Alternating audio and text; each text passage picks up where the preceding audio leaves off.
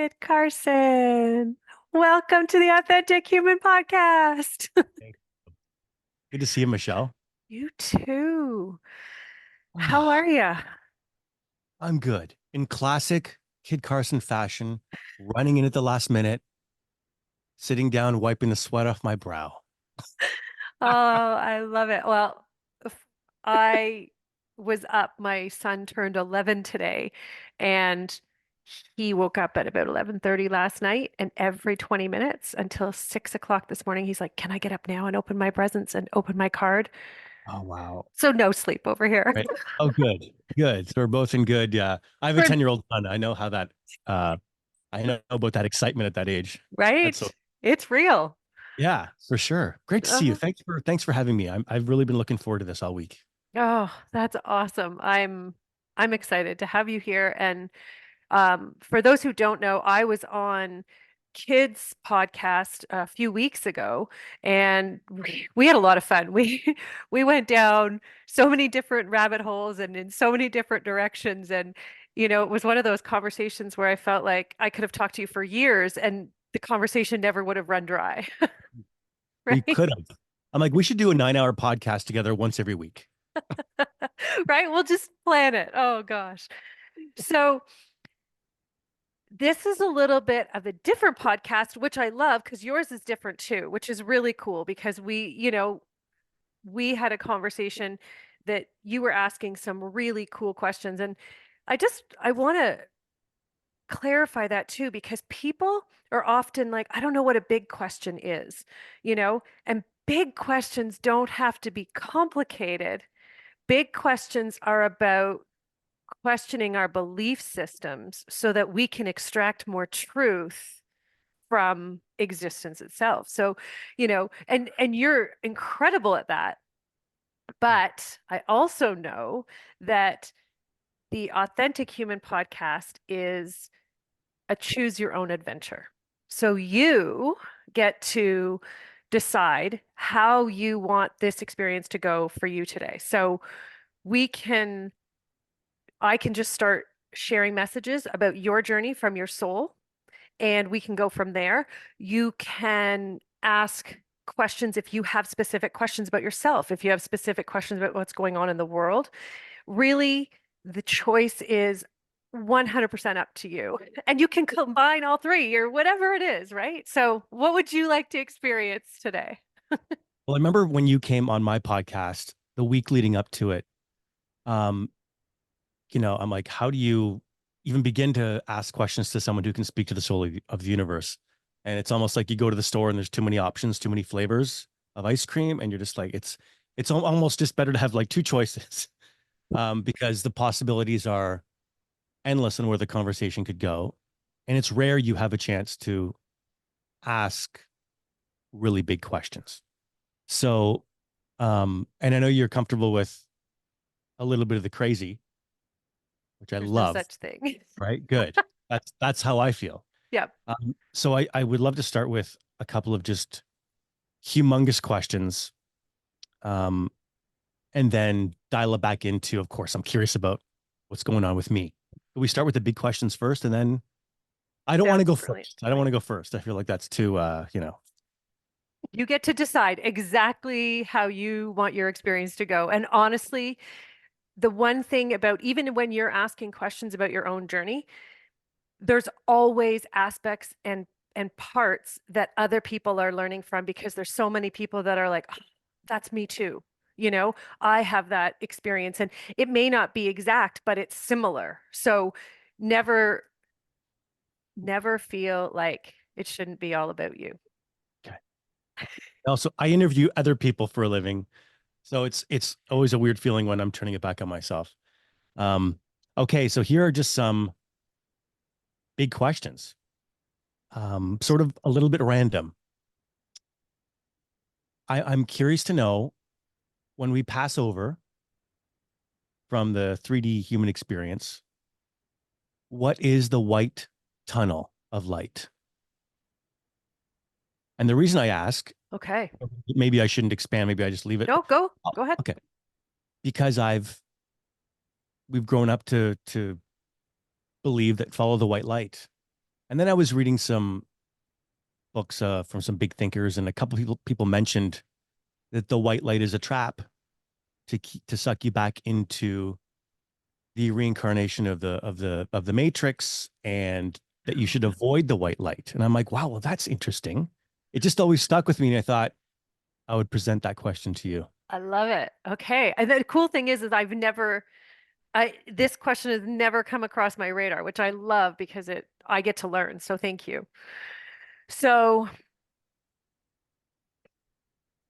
the concept of the white light, um, was originally created from humans who had crossed over and were given the opportunity to come back. And there was about three or four of them who shared their story in a way, and why I'm saying in a way rather than enough, it's very specific, the wording.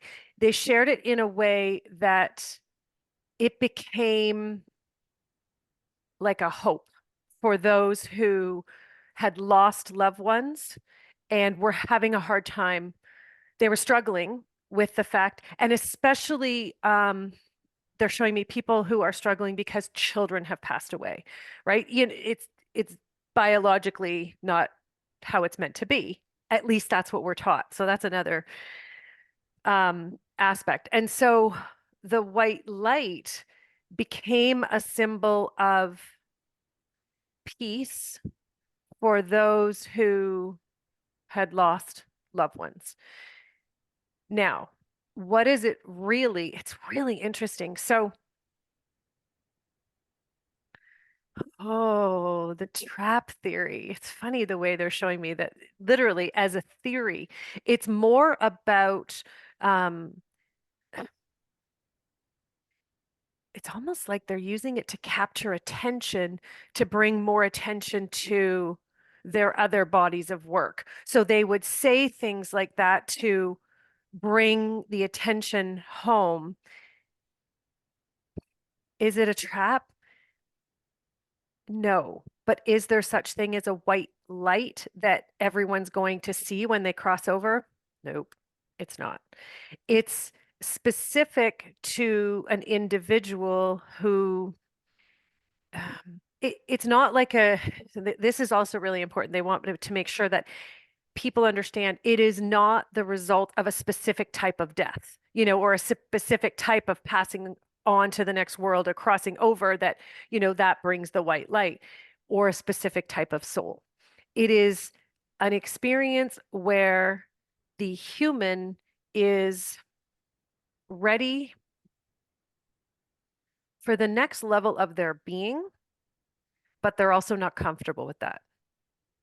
And so ultimately, they need some encouragement to move beyond their physical belief system.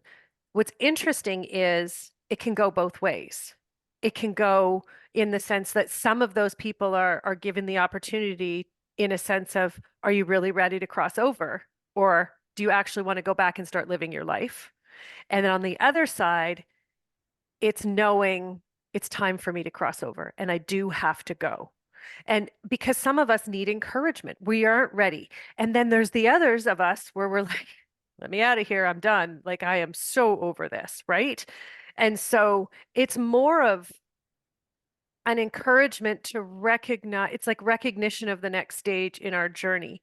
Um, and it's really interesting because the first stream of angelics and so the first stream of angelics created matter and existence, and there and then the second stream created light and experience. Like, that's really what light is it's an experience. And so what they're saying is the concept of white light moving towards the light, those are religious based beliefs that have caused us to second guess our soul nature, our natural instincts, because as souls, we know when it's time for us to leave. We know when it's all of the things. We know what we're meant to be doing with our life. We know how long, like, it's not like you come in and you're like, it's going to take me, you know, 200 years to explore this, or it's going to take me 50 years, or it's going to take me a year. That's not how it works. We come in knowing what we want to explore, and then there's a moment in time where we go, oh, we're done now. We're done.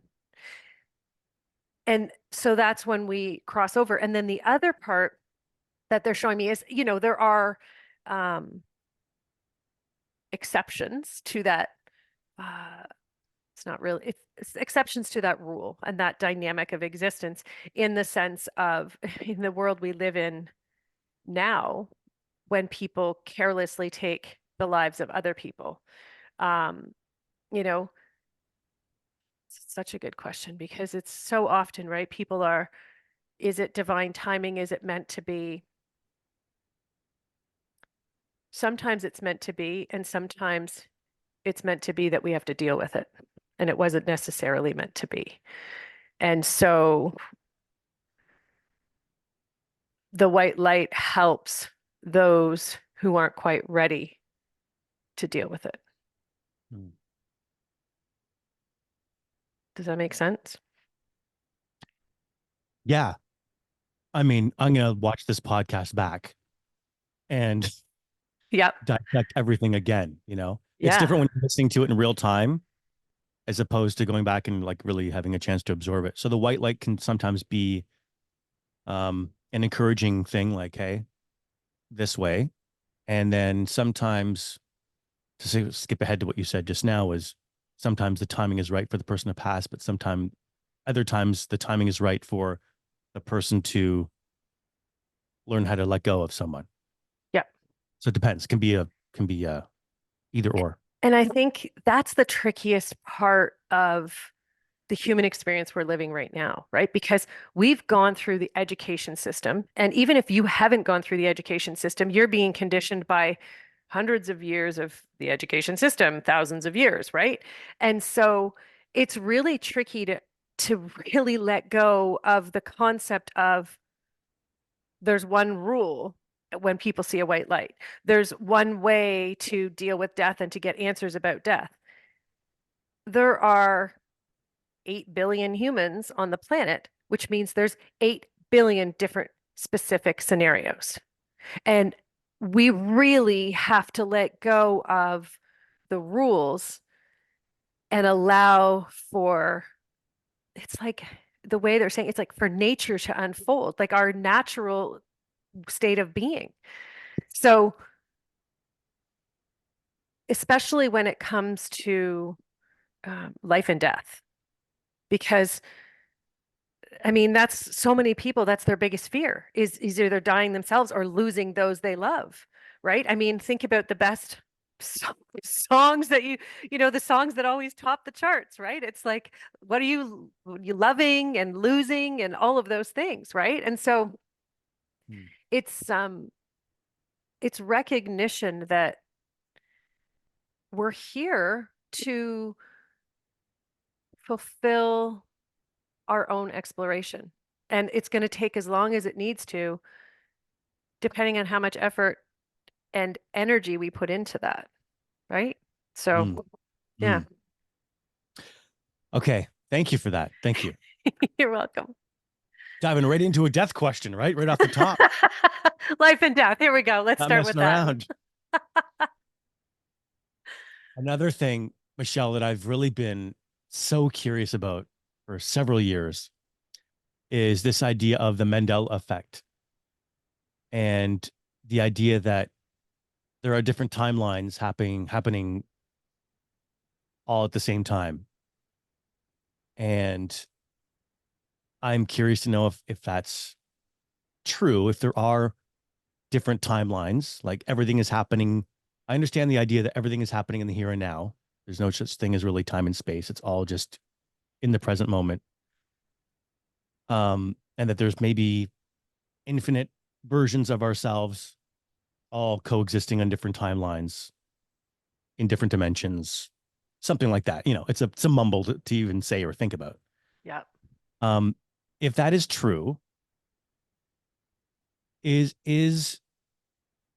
is there truth to the idea that we can change timelines when we change our own personal frequency, um, with our thoughts, for example? Okay. I love your questions, man. Right. Oh, man. Okay. So let's see what I know all the things that are going through my mind. So I'm going to turn my mind off and get the universal perspective because it's, yeah. So there's no such thing as time and space, which what does that even mean? In a world where we've been taught everything is linear. So what ends up coming is the concept of compartmentalized experiences.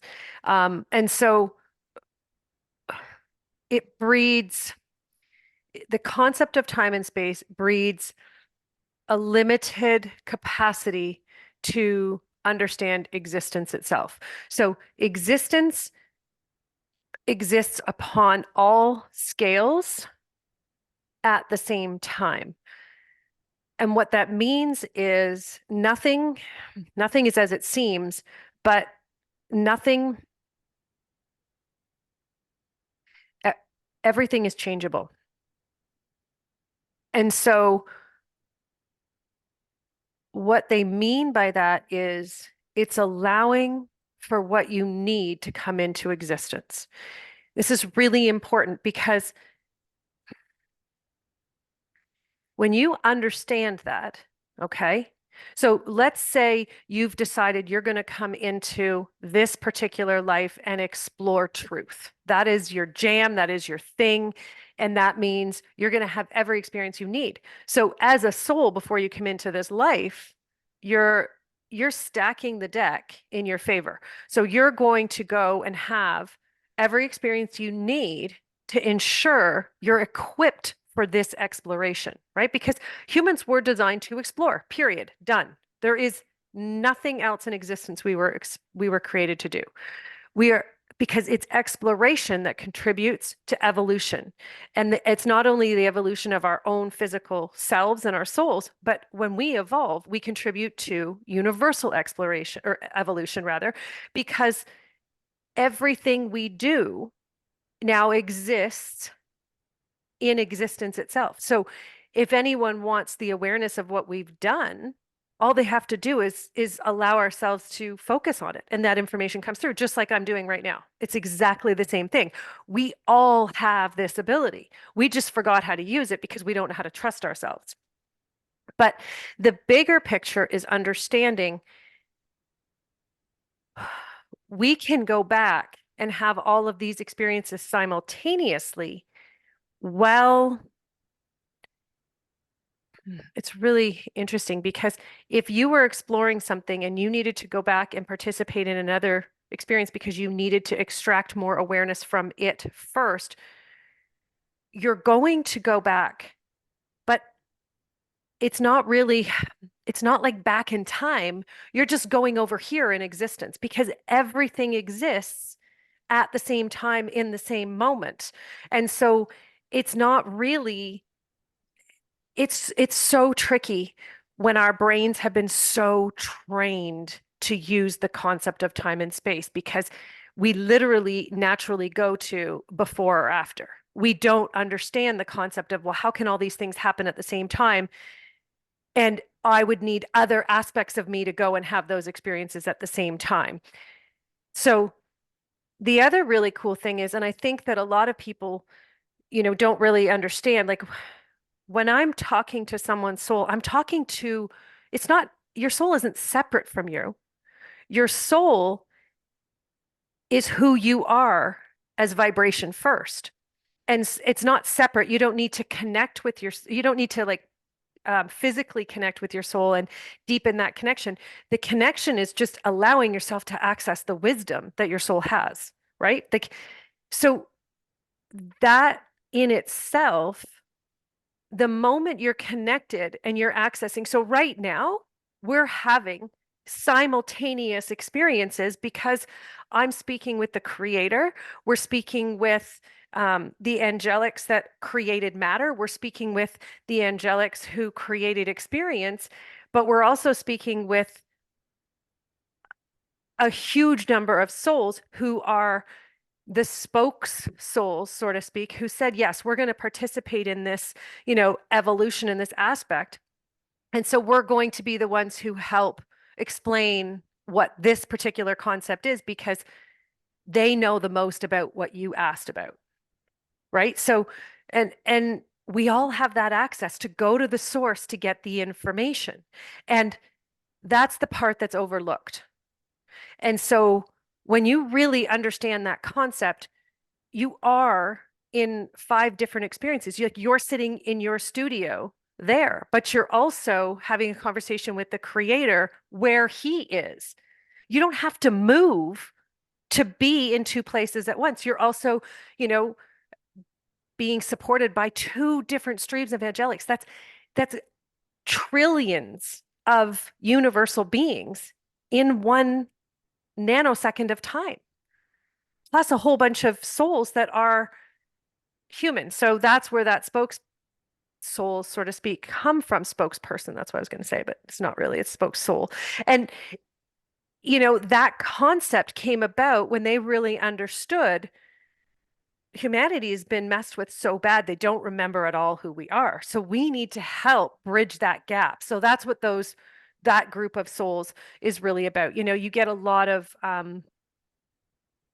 different people who channel various or very specific beings, and they typically are from that spokes soul group because they're the ones who wanted to bridge that gap between where humans are now and where we need to be, right? So it's not about going back to where we were, but it's 100% knowing you're meant to have the experience and the awareness from back there, from before, right? And what I mean by that is in the sort of calendar of events, everything that's been recorded as time has all been under manipulation. That was shocking to me when they explained that. Because time and space doesn't exist. So the moment it's recorded in time calendars, by scientific advancements, there are aspects that they're all based in manipulation. And what they mean by that is original humans were not archaic, right? We lived in alignment with existence. So we didn't have vessels to eat out of because we didn't eat like we need to now because our soil wasn't poisoned. So our food had nutrients. And we didn't live in structures. So there isn't going to be civilized evidence of original souls. So because of that, it can be manipulated. And yeah. So the reason that they wanted to share that was to help explain and help you understand the concept of time and space is always moving, right? Like this one also blew my mind is, are the planets real? Are they solid? Are they round? Is Earth round? All of these things, they're round when we need them to be, but they're movable, just like anything else through intention. And currently, in this current experience of existence, they move in a circular motion, but it's more of an elliptical. And so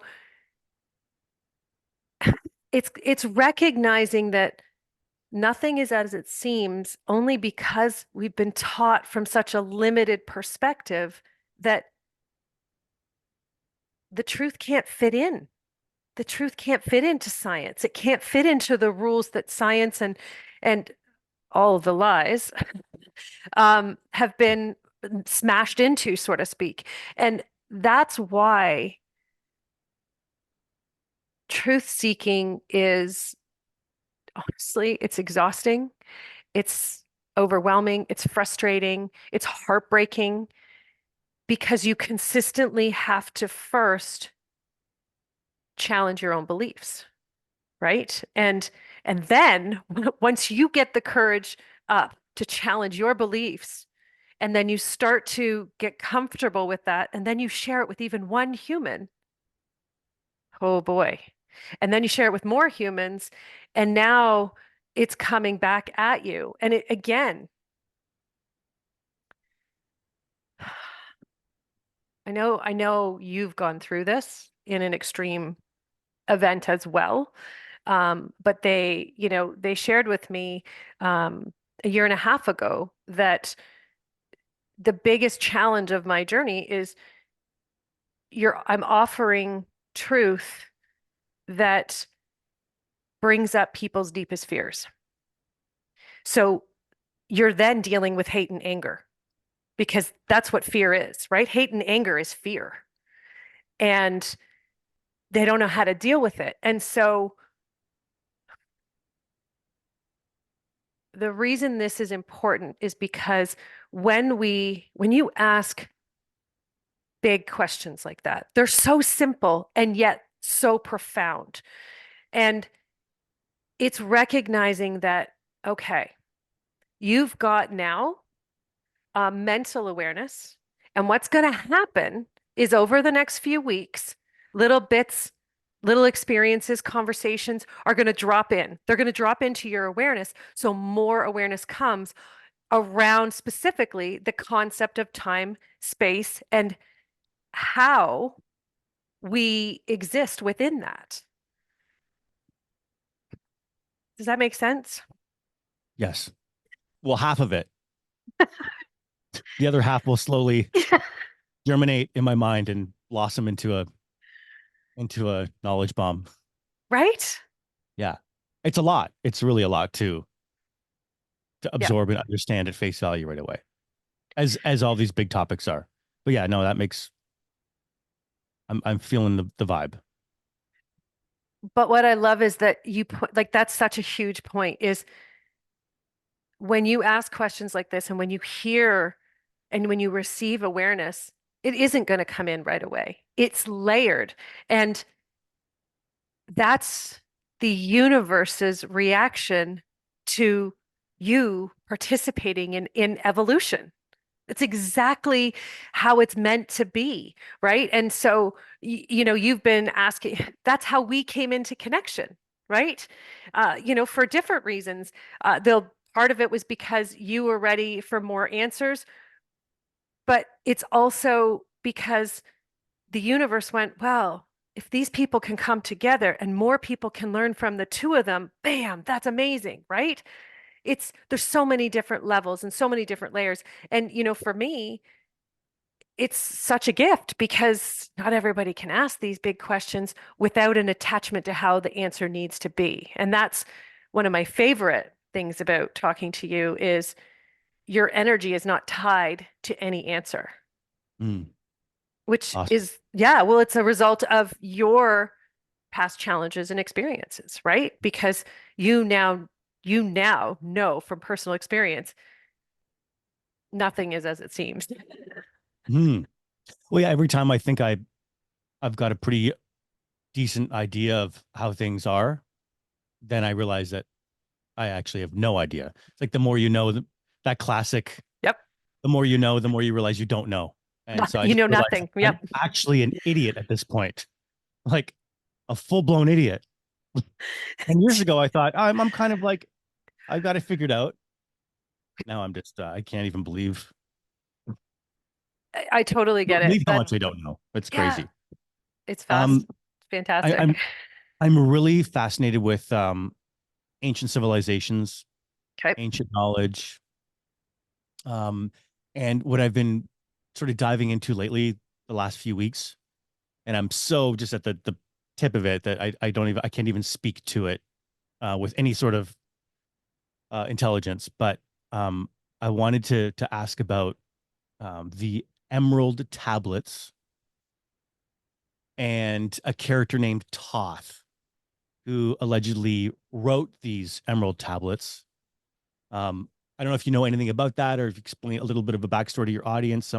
Where I'm at now is the idea that perhaps the New Testament of the Bible was a lot of it was based on some of these Emerald tablets, which is blowing my mind. So I'll just leave that there. Okay, so good. It's funny that you mentioned this because yeah, the last few months has been deep down the rabbit hole of alchemy and the concepts of alchemy. So, um, okay, I didn't even know what my question was. I do. Okay. I didn't What's even true actually and ask the what's question. not. Go Right. ahead. Yeah. Yeah, you can Okay. ask it, and then So that's that true. way, What's true, what's not? yeah. Okay. So, and that because here's the thing, as you're talking, your energy is what's giving me the question. That's why I can do this with someone who I don't even know their language. I just because your energy is speaking, right? So, okay. So many questions all in one. So, this is going to be a really the short answer is anything that has ever been written down is based on mass manipulation. Mm, wow. Yeah. Um, anything ancient, ancient languages, ancient existence, um, all of it is a complete waste of time, is really the answer that I came to after years of studying. And I'm gonna let me help explain, and I'm gonna explain why. Because as souls, we have access to everything in existence. We don't need to write anything down. The concept of the philosopher's stone, the elixir of life, the all of these aspects of existence that science has been trying to prove, written on different mediums. Um, ultimately, we're all manipulation tactics to ensure humanity believed that information that is valuable to the species and our own existence came from sources that were hidden, secret, written down. Because if you can make someone believe that they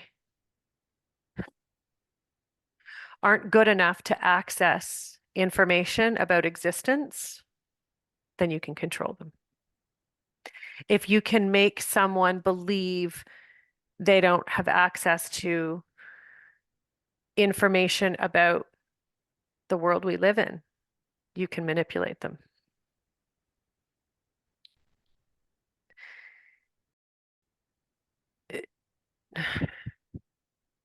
Toth was one of those beings who participated in the manipulation to ensure humanity Damn went, it. sorry. I'm disappointed. Well, You could probably feel the energy. but here's the thing, okay? And I want to be clear is it doesn't mean he's bad, okay? And this is really so the long and short of it, okay, is the second stream of angelics who were here to create experience, right? They brought the light, so to speak, to again, light and dark. We've been told dark is bad, light is good. It's not true. It doesn't work like that. It's the darkness that we've been taught to believe in is the manipulation, which is kind of ridiculous, okay? So there were a number of beings who participated, angelics, in the stream of lights, the light stream, second stream, the beings that were here to create experience. They participated in different experiences. Why? because that's what we came to do. Did we come to cause harm? No. However, there were a select few that chose to cause harm. And in doing so, they caused suffering. However, there was a dynamic that it's really cool, actually, because Jesus is here to answer it. And the reason that Jesus can answer this, okay, so this is also really interesting, right? Most people think that Jesus came and he didn't exist as a soul before he came into physical. He just all of a sudden that was Jesus's first time. And, like that's like, yes, he came one time, but his role in this universe is to embody compassion. Okay. And so after thousands of years like of manipulation, he was like, I'm going to go myself and have a physical life and see if I can help humanity remember who they are. And so again, that whole experience was manipulated, right, by those who wanted to ensure humanity didn't reawaken. So by reawaken, it's just remember who we are. And so they turned it to Jesus is going to be the savior. Jesus is everything. And that's not what his mission and his message was when he was here. It was you. It's in you. It's in you. It's in you. So we go back to the Bible.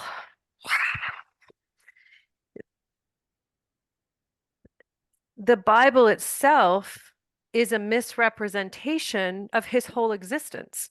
It's opinions of a whole bunch of other people whose intention was to manipulate the rules and the lines. And I know that that's hard to wrap our heads around because I mean, I was born into and raised loosely in the Catholic Church. And so, there was a lot of things that I had to come up against and go, what?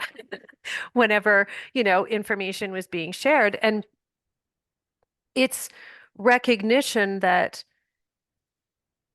the church, any church, and this is let's stick with one at a time. Whew. Um, one church, one belief system, but all of them have a belief system that is you have to follow the rules and there will be judgment, right? And both of those things don't exist on a universal level. So you can see that if there's any belief system based on those two things, it's not in alignment with who we are.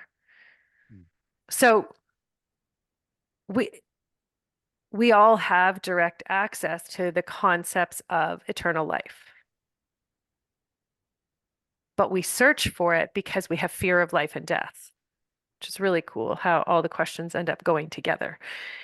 But because we have a fear of life and death, because we don't know who we are and we don't understand, right? Like when we come here as a soul, originally we came and we would stay until our exploration was done, right? But here we've been, and when you passed over, it wasn't dramatic.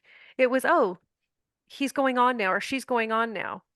That's brilliant. They came and there was joy because, everyone knew, wow, you came, you did it, and off you go. It's not like you don't ever have connection with them again, but we weren't so addicted that we couldn't see beyond. So we didn't lose anything. In this world, we look at it as losing everything and things being taken away. I mean, yeah.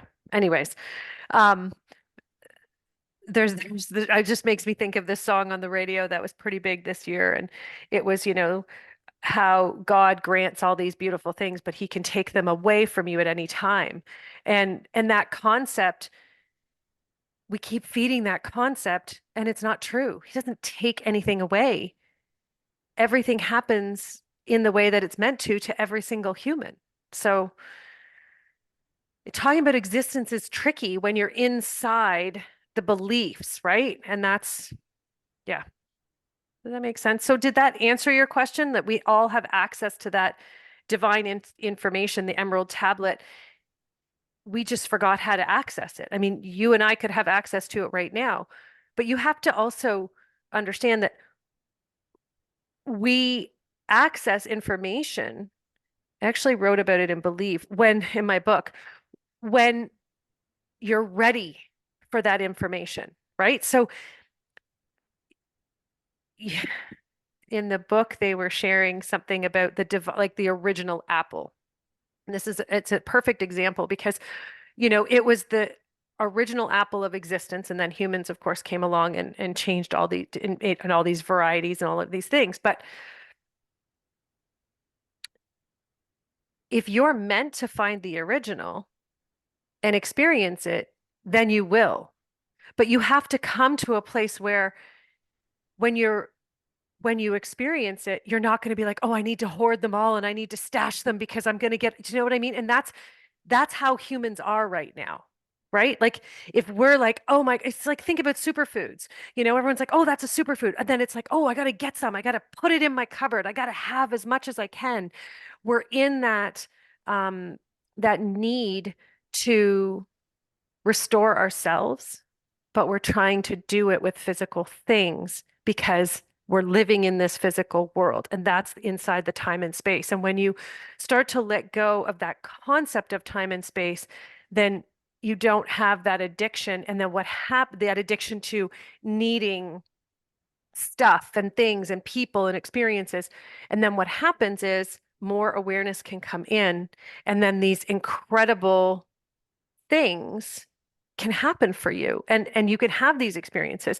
But if we're in this world, and you'll know it's really simple, because if they're not happening, it's because we're too addicted to the physical. Does that make sense? Mm-hmm. Yep. Okay. Are there certain souls that aren't meant to know truth? Or are we all meant to know truth, but most of us just don't catch the wave that we're supposed to find truth? We're all given the opportunity, and it's up to us to decide how we're going to participate. That being said, there's a lot of people who are choosing not to see it, and they're sticking hard and fast to the physical. It doesn't mean they're doing it wrong. It means that they're part of pushing the buttons to reveal more of the illusions. And that's tricky for a lot of people to understand. Right now, we, so on August 8th, everything shifted. This entire universe went from, this experience of the last thousands and thousands of years, again, time and space, ha ha ha, but tearing down the illusions. We went from tearing them all down to now building a new foundation. The thing is that it will look similar, but it's completely different. Okay. Tearing down means coming to terms with your own existence and seeing all the things about yourself and the world that are not necessarily true. Building a new foundation means you're seeing things from a whole new perspective, in the sense of, are you taking this with you? Or is this time to let this aspect of what you've created and how you've brought it with you, is it time to let it go? And that is why the world is starting to really crumble. So more truths have, like, since August, the amount of truths that have been revealed. I mean, we're seeing it. It's all over the, I'm going to use air quotes, news, but again, we're only being shown, unless you're looking underneath, right? I mean, you look at the devastation in North Carolina,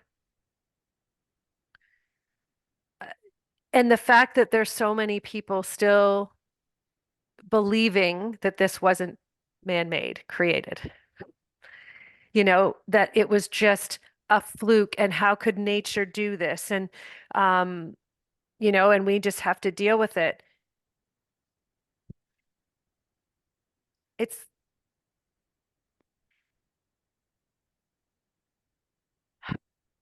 it's heartbreaking at some times when we see people who don't want to see truth.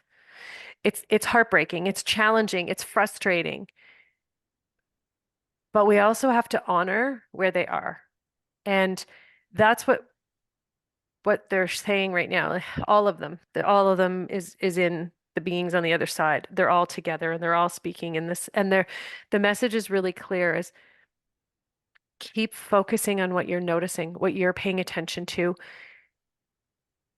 and don't worry about what other people are doing, because their journey is going to unfold in the way that it's meant to for them. Whether it means that, it doesn't matter. It doesn't matter. And we need to stop fighting against each other, because it is the number one thing that is holding the evolution back. It's what's keeping us here longer. And instead of saying, why won't they get it? I can't believe that they can't see the truth. It's focusing on those that are choosing to see it and surrounding ourselves with the truth. It doesn't mean that they're not. So we're all meant to exist based on truth, but we're also meant to exist based on compassion, respect, balance, movement, joy, love, and if we choose not to participate in any one of those, it's because we're not ready. And the reason that people won't see truth is because they're not ready for the freedom that that brings. They like living in the confines of those limited belief systems because they're comfortable, they're secure, they're safe. Even if it doesn't make sense, it's still safe because you don't have to make different choices. You don't have to question your existence. Imagine all of those physicians who knew what was going on when they were injecting vaccines into unsuspecting. They knew. But if they questioned it, it would mean that they would potentially lose everything they base their life on. And so imagine hundreds of thousands of dollars in debt from your education. Everything about your education is telling you this aspect of existence is 100% pure truth. And if you challenge it, not only are you going to lose your job, potentially, but you're also going to still have that huge amount of debt and it's going to carry along with you. And so they followed the side that said, we have your back.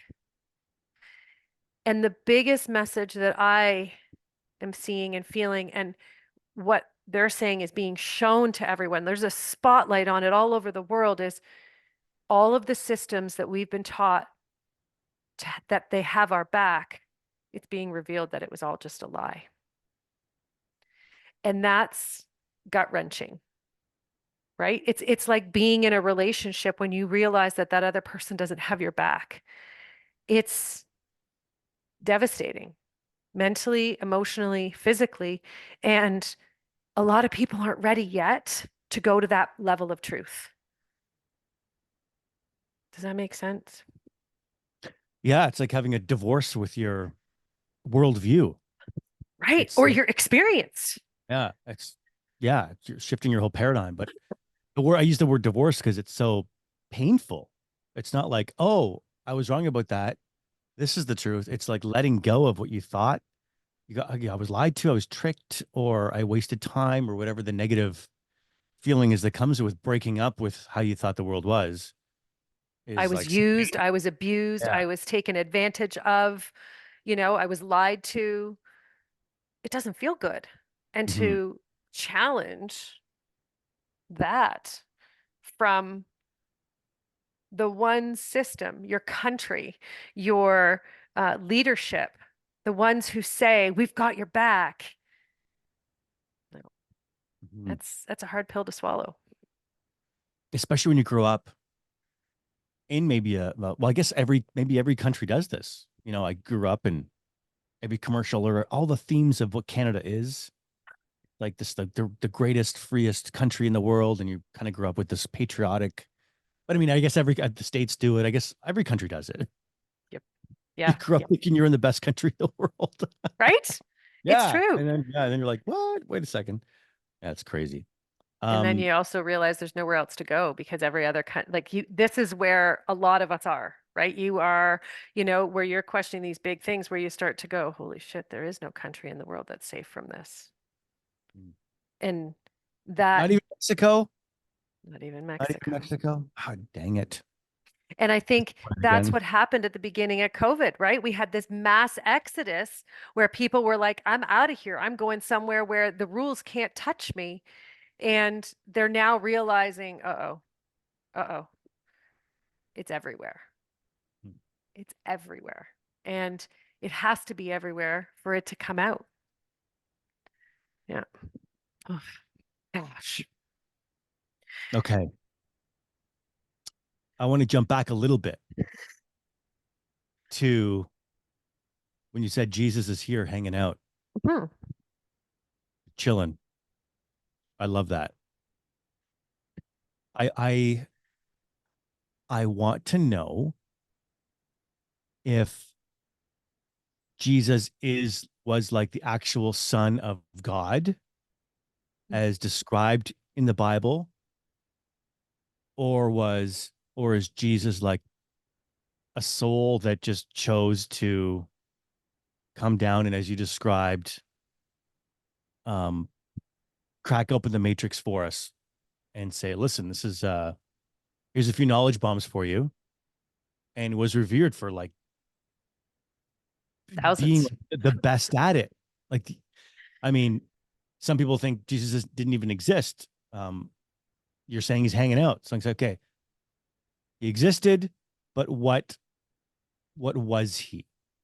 Was he Right. just someone teaching us that we can all achieve Christ consciousness and it's all within us, which you sort of said. You didn't use that term, but you said that the power is in us. And I think even in the Bible it says, and I'm not an expert by any means, but he says, you will all go on to achieve greater things than I ever could do in my human experience. But was he the actual son of God, or was he a Okay. different character? Good. So, like, Phew. no, I know, right? It's like, gotta get it all out, right? It's a big question. So, actual physical son, like, had parents, gave birth? No. Um, no. And yet, yes, but not in the way that we physically think about it. No. Because uh, okay, so yes and no in the sense that yes, because the creator is in every single one of us, right? Just like Jesus is here right now. It's not like it's it's not like how we were talking about earlier, where you're having, a couple thousand experiences at the same time, but because we're so physical in this world, we can't see all of them that are happening, right? You know, Jesus is hanging out with everybody. He's not just hanging out with us. His aspect of existence is available to everyone at any given moment, right? So he's hanging out, he's always here. But what happens is when we have a question that he is the best universal being to answer, if your intention is, let me communicate with the best universal being in existence who can give me the most insight and awareness on this topic, because that's always mine. I want to go to the source. I don't want to mess around with people's opinions or those conversations. They give me the heebie-jeebies. I'm like, we're wasting time. Let's go. So, Mm-hmm. you know, he came here, his physical existence was a reflection of the life that he came in to experience and to share. And so, um, you know, he chose the opportunity for, he chose the opportunities that he did to create experiences that would allow him to fulfill his destiny, which is ultimately a desired intention for a specific existence. Okay. And so he had those experiences. Now, as a soul, um, he was the best one for the job. because he governs compassion. Compassion, universal energy, compassion is not what we've been taught compassion is, right? The physical us, we've been taught compassion is feel sorry for everybody else. Feel bad for them, give some pity, and that's compassion. That is not compassion.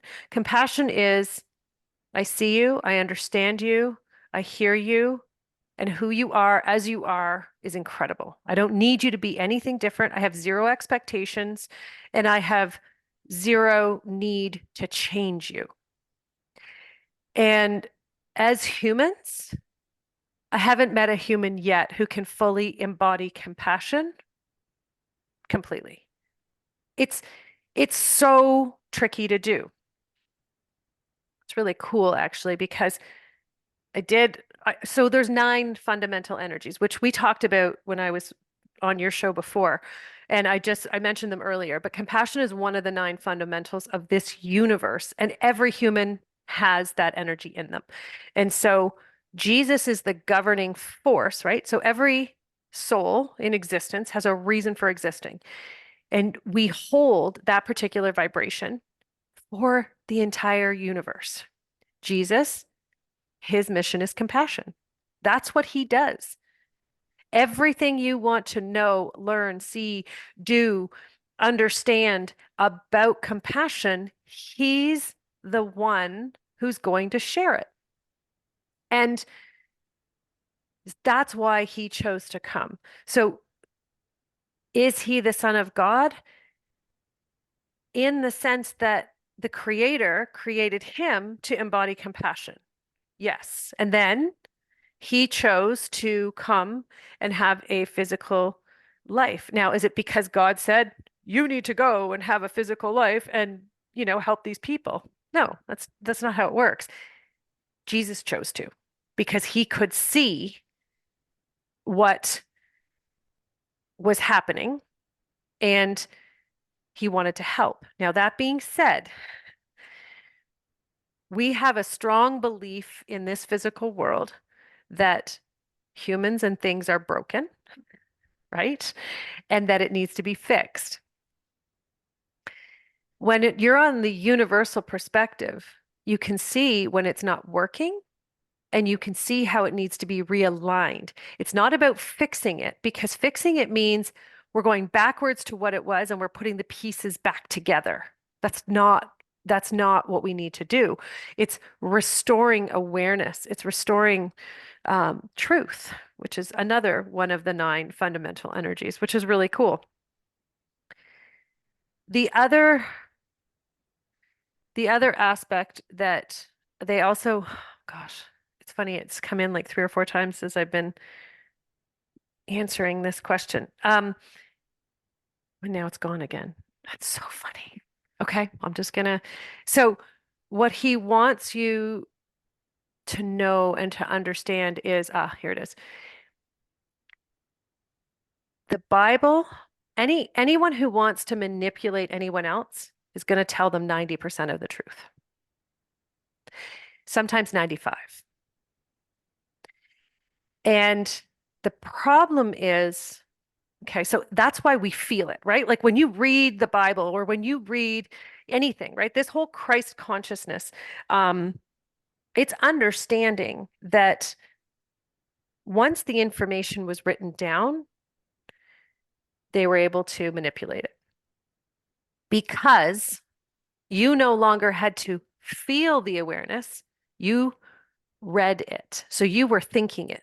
Your brain only has the capacity to know your past, right? It knows what you've been told, what you've seen, what you've heard, what you've read. All of those things are in the past. None of them are in the present, but they also come from someone else's perspective. So if you think for a moment about the biggest well-kept secret about yourself that you have, nobody knows, or maybe one other person knows. And if you were in an experience where this person decided they were going to share that information about you, It would never be accurate.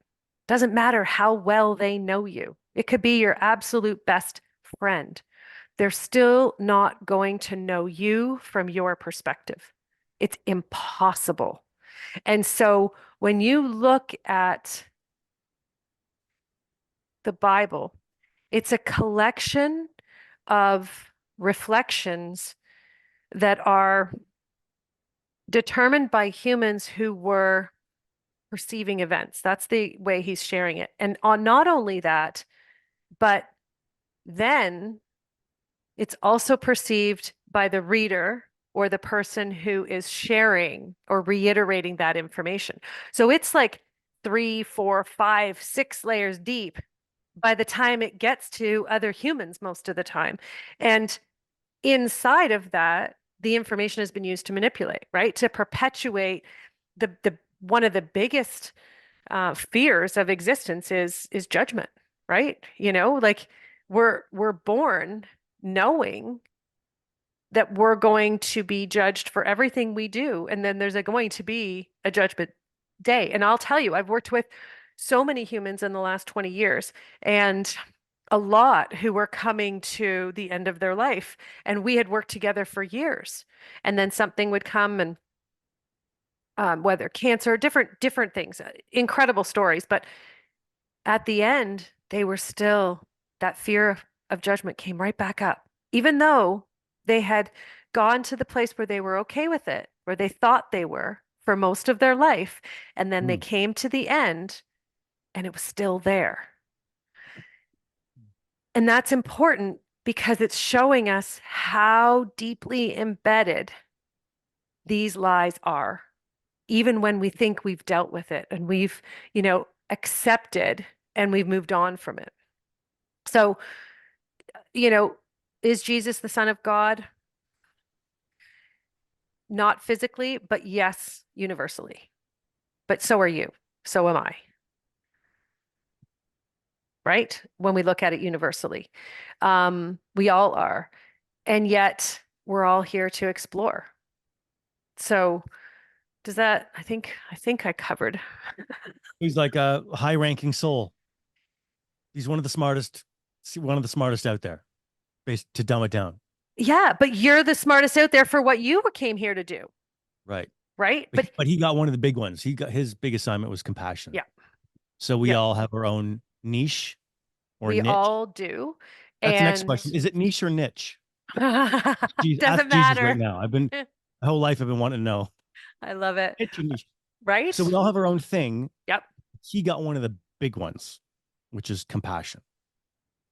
Would that be Well, accurate? he didn't get one of the big ones. So he was one of the founders of creating existence, right? So he was created because, as first we've got matter, then we've got experience, and then in experience, they're like, okay, so if we're going to create souls, what do these souls need to thrive? What do they need? Because the intention for this universe was to explore our potential. Okay, so what do souls need? What do they need in physical? So then, you've got planets that are being created, you've got stars, you've got all these things. And then you go, okay, well, now there's going to be human souls. I mean, of all the 8 billion souls that are here, it's only two, 2 or 3% of universal existence of souls that are incarnate. So I don't even know what the math is on that because it's way over my pay grade. But 8 million, billion, right? Billion is only 2%.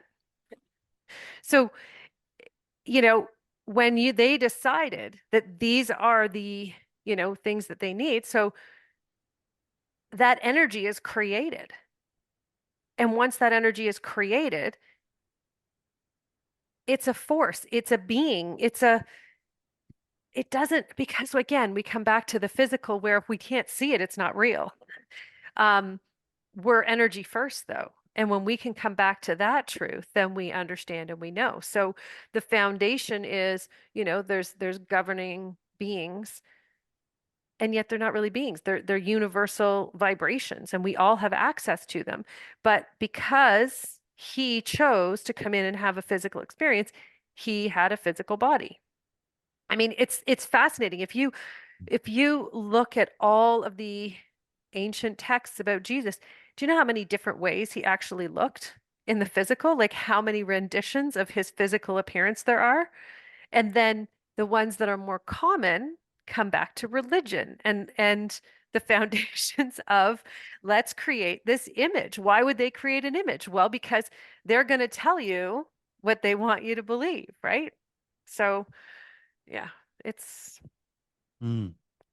Does that mean there were other people or other entities, other souls that were sort of alongside Jesus that just had different yes. missions on that grand of a scale? So if he was compassion, there would have been He's the only one who has come into physical and had a okay. physical human life.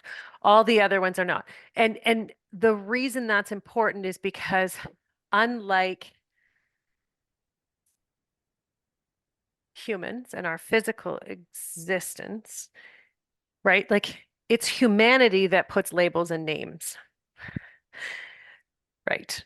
They don't exist. Like when people say, oh, my soul's name is this or my guides are this. And I'm like, okay, so that's okay. You needed a name to associate when you wanted to come into connection. We don't need that. If you set your intention to come into connection with your soul or your higher self or Jesus or, the universal being that is for love or for respect or balance or truth, they all exist too, right? I mean, truth is simply the cool thing about truth is literally it's everything in existence. It's like it's filed away in a filing cabinet in the universe. And so when people say things like, this is my truth and this is their truth, and we're going to honor your truth. Okay, so there's only one truth of all things. It doesn't matter. You can have an opinion on it or a perspective, which is also fine. There's no judgment in that, but it's honoring and it's being able to get to that level. Again, we talked about this earlier.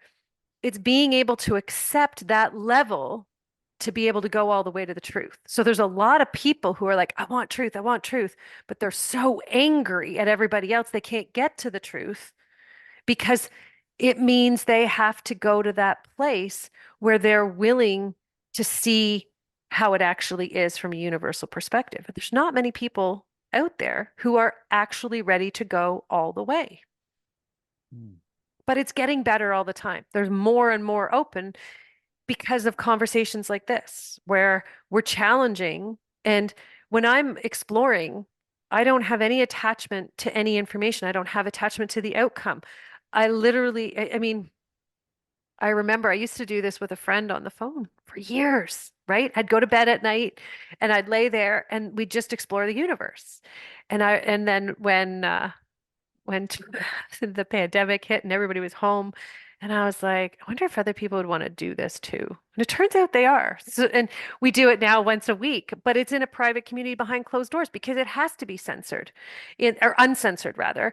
And it has to be where it's safe to have those conversations. And you can ask anything, but we're there to explore possibility because that's what we were created to do, right? So, yeah, it's fantastic, really. Really is. I'm definitely understanding the idea that everything is intention Yep. and prayer is a very intentional act, whether you're meditating or praying or whatever it is that you do.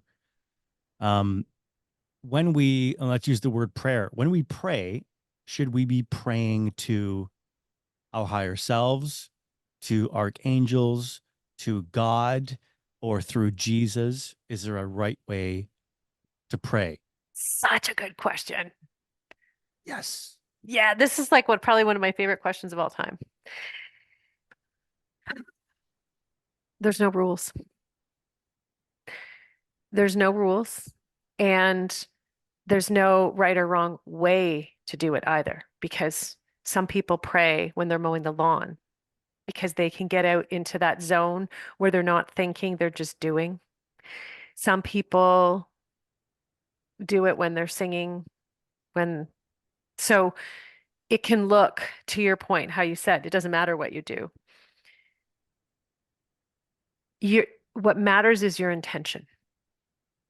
And I am a huge proponent of I I started doing it 20 years ago. I call it a sacred prayer. And it starts with the nine fundamentals. And we start by saying, truth, I am. Love, I am. And you go through all nine fundamentals. And you can get this free too on my website. It's a free download. It's an audio, which I really should do a better version of. But, anyways, the reason specifically that we say the universal word first and then I am is because the moment your intention is on the universal energy, you're bringing you're bringing it to you, right?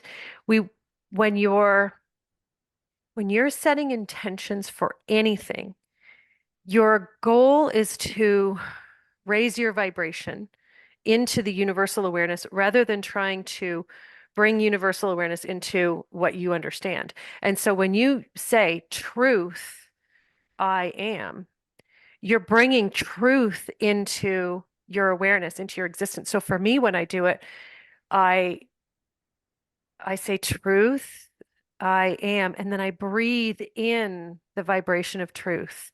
And I sometimes I'll sit in it for 5 minutes. Sometimes I'll move on. My son does it with me every night. I say it out loud. I do all of them, all nine, and then I add other ones if there's something that I'm working on. Um, and it's the intention is really about allowing yourself to open to concepts that challenge your belief systems. So that if there's something you want to create in your life, if there's something you want to experience, if there's more awareness that you want to receive, the only reason you don't have it is because your belief system is blocking it. It's limiting what you know. And so, in order to expand that, you have to be willing to look at everything in ways that you haven't before. So, the moment you ask, the answers are always there. The trick is understanding when they come, because sometimes it looks like divorce, sometimes it looks like losing a job, sometimes it looks like devastation. And it's being able to go, oh, I asked to learn more about this, and now it's here. It's in my space, and I'm here to learn. Instead of going into that, reverting into that mind that says, I have to fix this, or I have to make this better, or I have to make this work, and going from that pity and that poor me. So, is there a proper way to pray or to, no, my belief is that prayer should enhance your life. It should make you feel better about who you are, and it should affirm the way they're saying is your sacred knowledge and your wisdom. And when I read through and I do the nine fundamentals and then I add a couple if I'm working, and then I honor where I've been. And I don't honor it from a place, like I honor it from a place of power. Again, human human perspective on power is tricky, especially if anyone has ever had power used against them. Power is recognition that you are able to see the truth of existence and the truth of the experiences that you've had. And so it's being able to honor who you are and why you're here, while also being able to move forward. And it's moving forward. So it's speaking and moving forward in a way that you're meant to have that experience. Why? Because you're inspired to do it and try it and have it. It's already right. The problem is that our brains come back to this place of, well, am I good enough? Is it right? What if it's not right? What if I'm going to, if I want this and it's going to hurt my children or it's going to hurt my partner or I'm not going to all the things. And it's recognizing that if you have an inspiration for an experience, it's because you're meant to experience it. Does it mean that it's going to be a lifelong experience? No. It means that it could go completely sideways, but you needed to have it because there was something in it you were meant to learn. That's it. Again, there's no rules. And it's being able to recognize that, again, we live in a linear world where we're told, and this goes back to school, you have to follow through on things, you have to finish it, and you have to stick to it, right? If you sign up for sports and you have to stick to it, you have to commit. The reality is, yes, challenging adversity is great and sticking to things is great, but sticking to it to the detriment of anything is not good, right? It's like staying in a relationship too long, whether it's a marriage, whether it's in a work relationship, whether it's in a friendship where you're staying there, but neither of you are thriving because you don't feel good, right? So it's recognizing like if I'm always on my priority is in my prayer,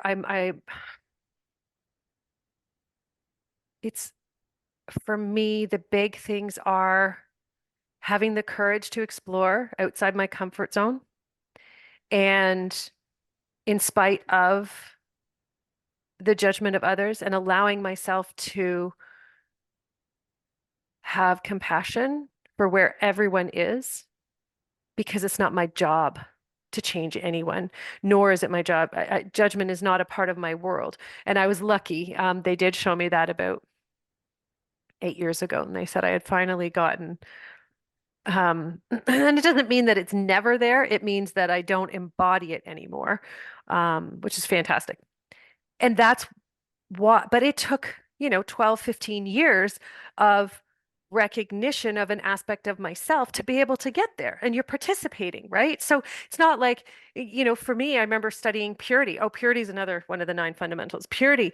And when I really understood purity was when I started doing this work, even before I was. And other people, I would see channelers and some of them were like deep trance and all these different things. And I'm like,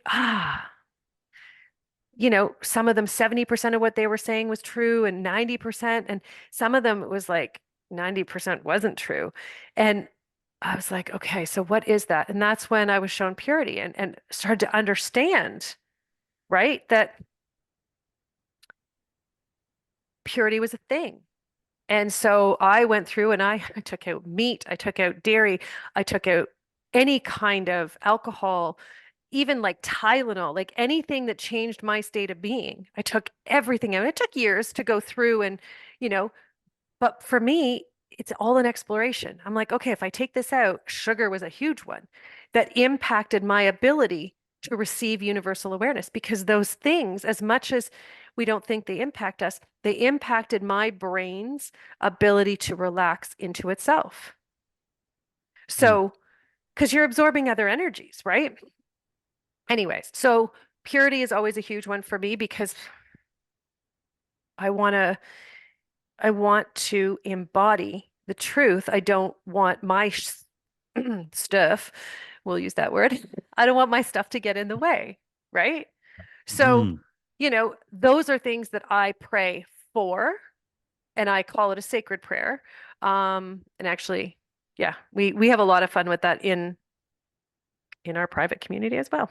But yeah, Mm. is there a right way to do it? No, that's just how I do it. I think if you're praying, you're already a world ahead, right? And Mm. if you don't love the life that you're living, change your prayer because the way you speak about yourself to yourself, the way you speak about others and to others, that's all your intention. So if you're praying, pray out loud so your mouth gets comfortable talking about how incredible you are, but it also gets comfortable hearing it. And it also gets comfortable talking about the things you need to see about yourself and accept, right? Because that's where, as a society, we're not comfortable. We're not comfortable talking about, oh, that's the part I'm trying to hide over here and pretend it's not really who I am, And then we'll say, generally, we'll make jokes about it and, you know, But praying is intention setting at its best, right? And don't follow someone else's prayer. Create your own because no one in existence on this planet knows what's best for you. It's impossible. You're the only one. Mm, thank you. You You're getting used to my really long answers to all your questions now. I'm like scratching my well, I'm not gonna ask these 20 things because you probably have a life you want to go live today. Oh, I have nothing, I have no plans. Um, You go nuts. We're good.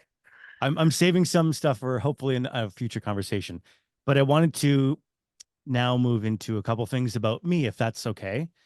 Um, Absolutely. you you just shared a little bit about how our learning can come in the form of devastation. A few minutes ago, you said something like that. I jotted that down.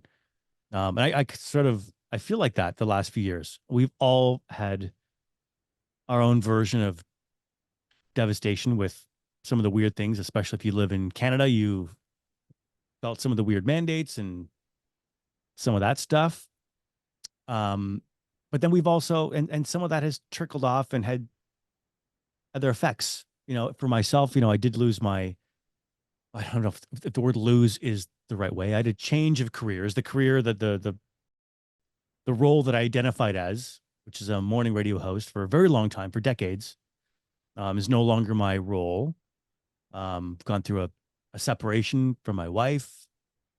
Um, you know, like a lot of people listening, we've had friends who suddenly turned out not to be really the ride or die friends, which we've also had people that we kind of maybe barely knew that turned out to be, wow, our values align and you are a ride or die. So there's been silver linings to all the weirdness that's happened. Um, but point is, it's been quite a ride. And I find myself feeling a little bit lost and trying to figure out what is next for me. And the last time we spoke, you said something that really stuck with me, which is that I've come to a place of where I would normally and did first say to myself or think, well, who am I going to be now? And now I've come to a place where it's okay, what am I here to do now? And so I've been really contemplating that a lot. Awesome. And I wanted to see what other, again, I don't even know what the question is really, but I'm with you. I whatever, feel it. whatever. I just, I'm trying to figure out how to figure out what's next. Okay. Because the thing that I really thought that I wanted, I'm like, well, do I really want that? Because it's what I've previously done, and it's what I know, you know. And to be honest, like I want to be like I want to make money and provide for my family and give my kids all the things. And I know money is not like the thing, but like, I was very successful in my past, to be quite honest. And I use the word success in material things. So I don't really want to go and just, this is going to sound awful. I don't want to go do a noble act and be broke in the process. You know what I mean? What do I? Yes, I do. I 100% know what you mean. And I'm like, and I live in the most expensive city, maybe in North America, maybe next to New York City. It's like Vancouver. So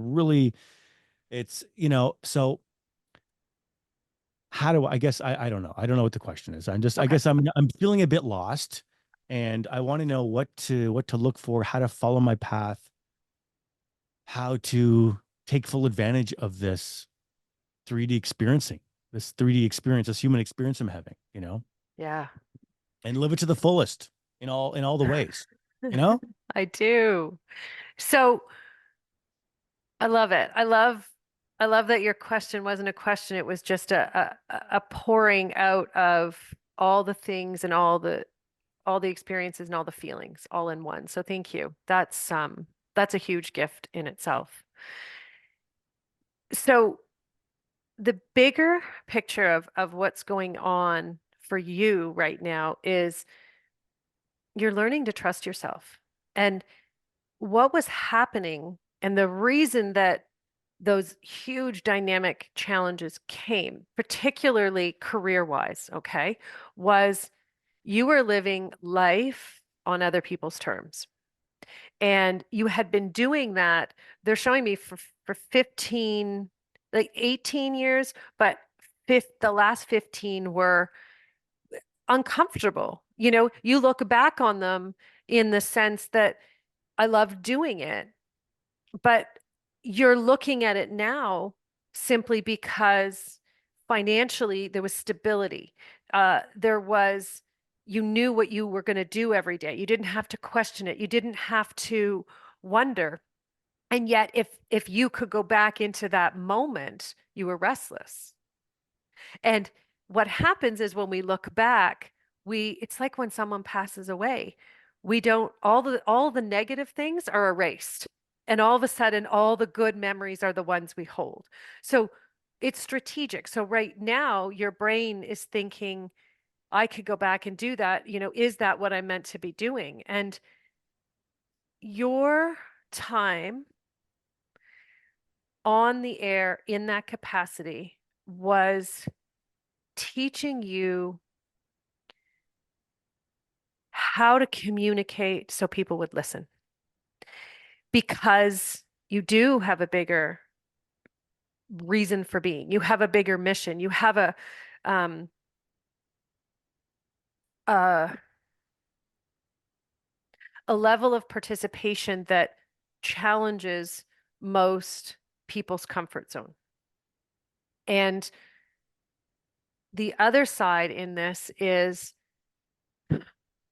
there's a fear of failure, which is breeding the financial distress, is what they're saying. So it's not just stress, it's distress.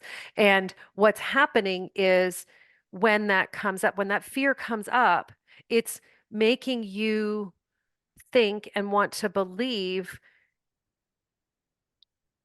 you can't do it without the old way being present still. And what they mean by the old way is the old job, right? And the reality is you're not meant to go back, but you're not meant to forget it either. You're meant to create something now that has a little bit of all the parts of you. And there's a huge part of that that's scary, particularly because the way they're wording it is you've you've lost so much, and that's where it comes to your family. So, you know, the result of the dynamics and relationships breaking down, most of,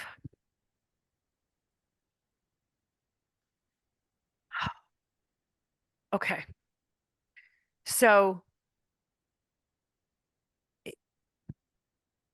the relationship didn't end, it ended, it broke down as a result of your fear of the future and what came out of the dynamic and your capacity to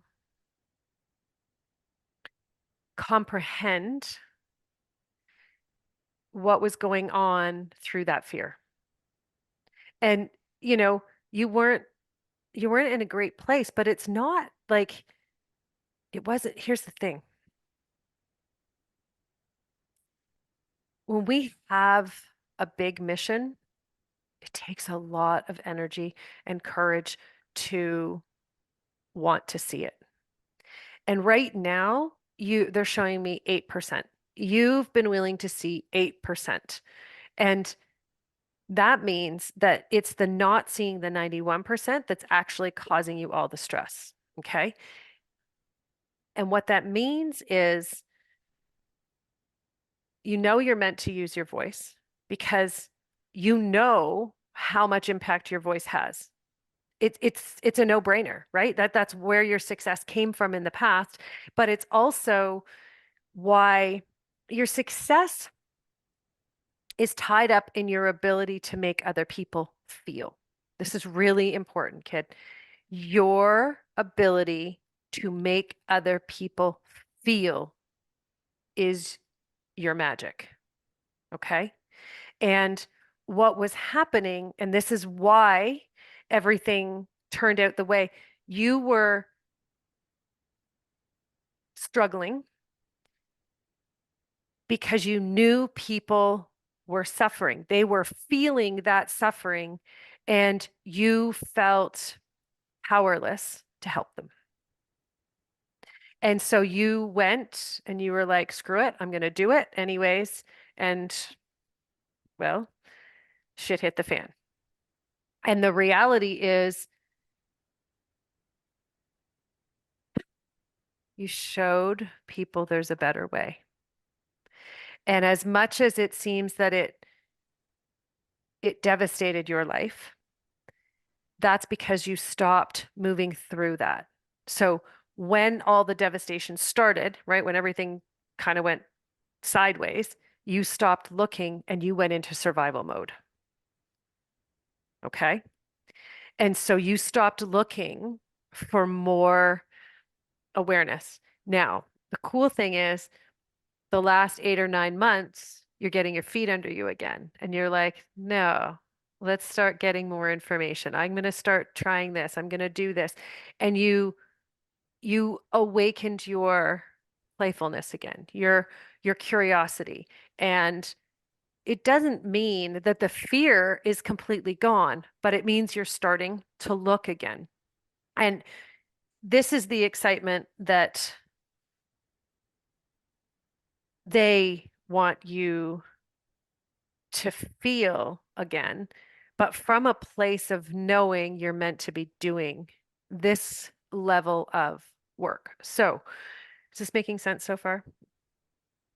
Yes. Okay. So,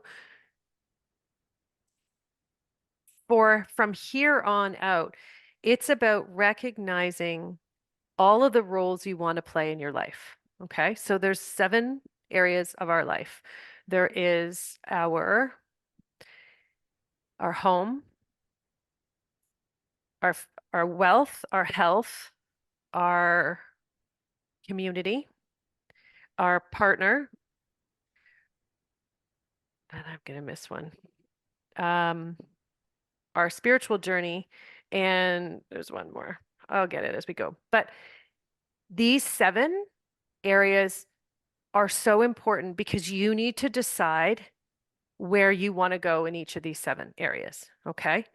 And it's not like you can't be tentative. You remember that moment when you felt that pressure of these people are being lied to and I can't bear this anymore? It's like it had to come out.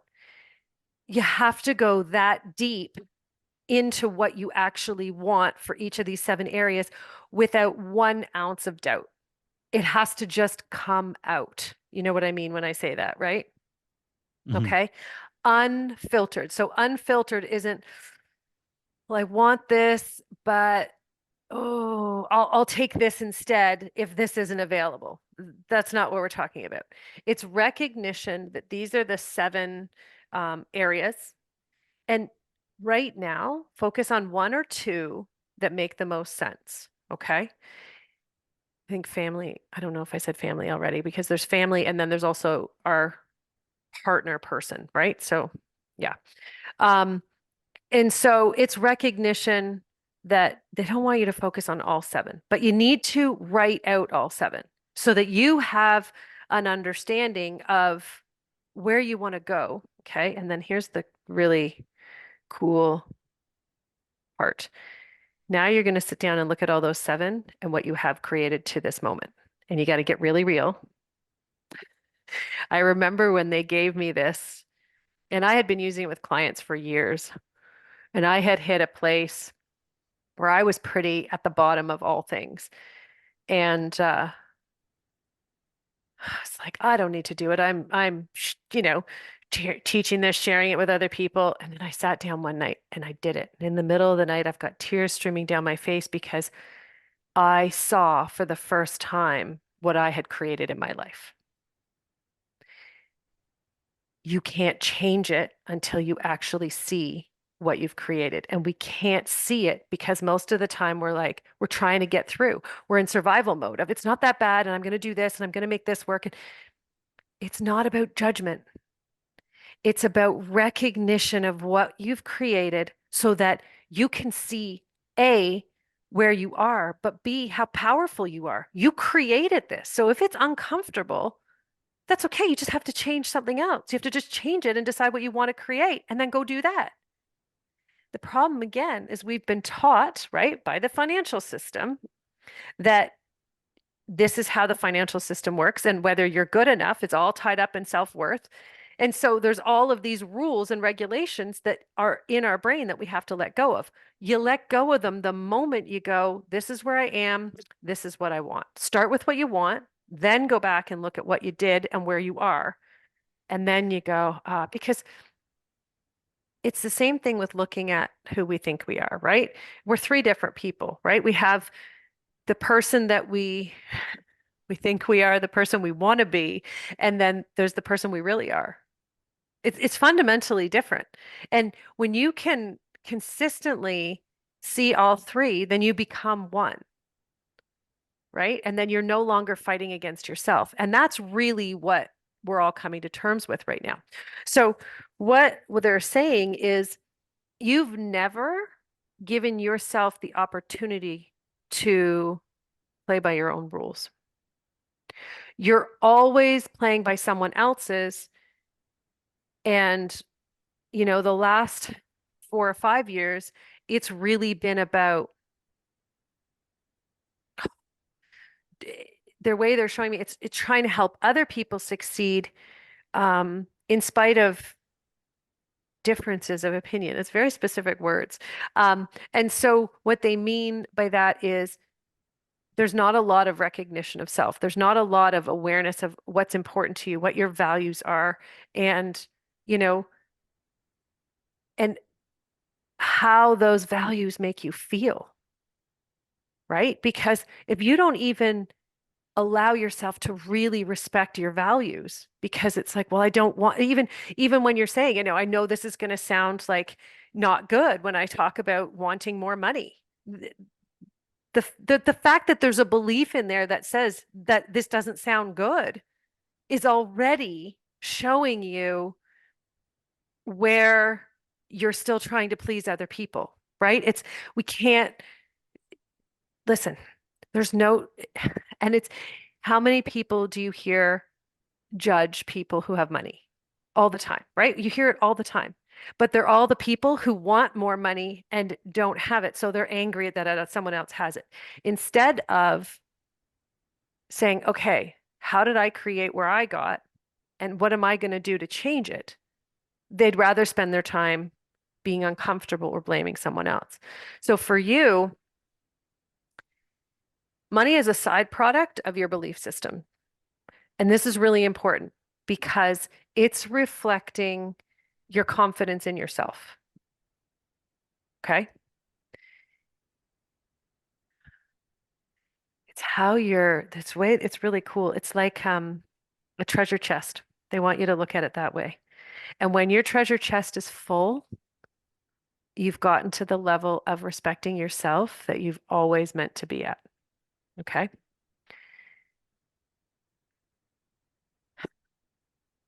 The biggest challenge that you have right now is the shame of respecting yourself. You've been taught it's shameful, and you should be guilty. You should feel guilty if you put yourself first. If you look at things from your perspective without taking someone else's perspective into account. You've been taught, and you carry that guilt for those perspectives. And what they're saying is it's not healthy. And yet so many relationships are based on that. So right now, what you want to be doing is exploring your potential, exploring your world from the perspective of what brings you joy, but in the sense of what do I want to try right now? And right now is the key because you're so worried because, right, you had the longevity. So that's security, right? And so there's now, without that security, there's the fear. It's that I want to look for security again. I need something that's going to give me security. And that's fear-based. So what happens is you already have the belief that there isn't security if it's not done this way. And so you now have the belief that if I follow my heart or if I do something that I know, I meant to do, it's not safe and it's going to come back and it's going to harm me, right? And what they want you to really, get to that point and get to that understanding of self-recognition that you're meant to succeed, but you're also meant to be participating in a way that allows you to explore your voice, but in alignment with its purpose, right? The purpose of your voice is to literally make other people feel. And so your job is to now go, okay, well, if I'm meant to make them feel, how do I want to make them feel? Because there's any way. And so you need to look at how you feel about your life, about all the aspects and all different areas of your life, because that's going to help you understand how you're making other people feel right now. And if you want to reach that level and that place of the greatest success possible, which is literally in the palm of your hand, it's right there. It's just waiting for you. But you have to be willing to go all in. And because of the experiences in the last 4 or 5 years, you're not willing right now. You're very tentative and you keep it close, you keep it safe, you keep it protected. And it's not about putting yourself out there in a way that's going to harm you. It's recognition that your job is to make people feel. So how do you want them to feel? How do you know how you want them to feel? Imagine yourself when you go to bed at night, every night. How do you want to feel about who you are and how you contributed to existence that day? That's going to help you understand you want to use your voice. You're going into the big leagues. As much as, your brain is like, well, I had big success. Uh-uh. You did. You were like, what do they call that when you're in the batter's box, right? You were prepping, and now you're ready for the big leagues. But there's a part of you that doesn't believe that you're meant to be there. There's a part of you that feels like you're a pretender to the throne, so to speak. And the reality is, your seat's right there, it's waiting. And all you have to do is claim it. But until you can really allow yourself to accept that you're going to participate in your own greatness, it can't come. Does that make sense? Mhm. Yes, thank you. So you want to start with looking at the 7 areas, write down where you want to go, and base all of them on how you want to feel, kid.